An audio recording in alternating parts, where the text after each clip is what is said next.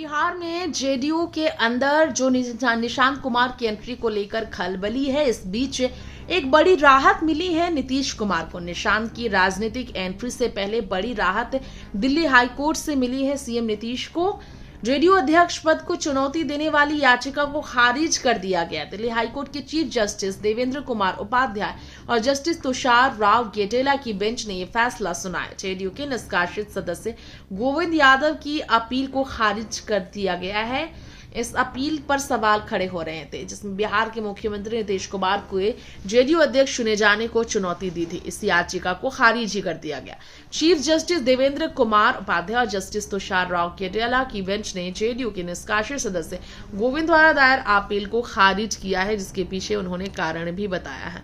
इस पूरे मामले में जेडीयू द्वारा जो फैसले 10 नवंबर, 13 नवंबर, 18 फरवरी, 13 देखा जाए तो अगस्त से लेकर बात करें अगर 27 सितंबर को लिए गए 2016, 2019, 2021, 2021 में, उसे लेकर जनप्रतिनिधि अधिनियम की धारा 209A के तहत 29A के तहत किए गए कन्फ्यूकेशन को अवधि घोषित करने की मांग की थी, लेकिन दलील दी थी जो उन्होंने कम्युनिकेशन जेडीयू के संविधान और नियमों के उल्लंघन में कथित रूप से धोखाधड़ी से कराए गए चुनावों के आधार पर जारी किए थे।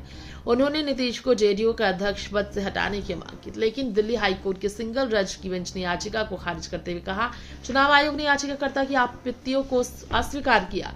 नीतीश के नेतृत्व वाले गुट को वैध जेडीयू के रूप में मान्यता दी है। साथ ही उनके गुट को बिहार में राज्य पार्टी के रूप में आरक्षित चुनाव चिन्ह तीर के उपयोग का अधिकार प्रदान किया है। इसलिए डबल बेंच ने सिंगल जज के फैसलों को बरकरार रखते हुए कहा, कोर्ट में फैसले को चुनौती देने वाली अपील में कोई ठोस आधार नहीं है।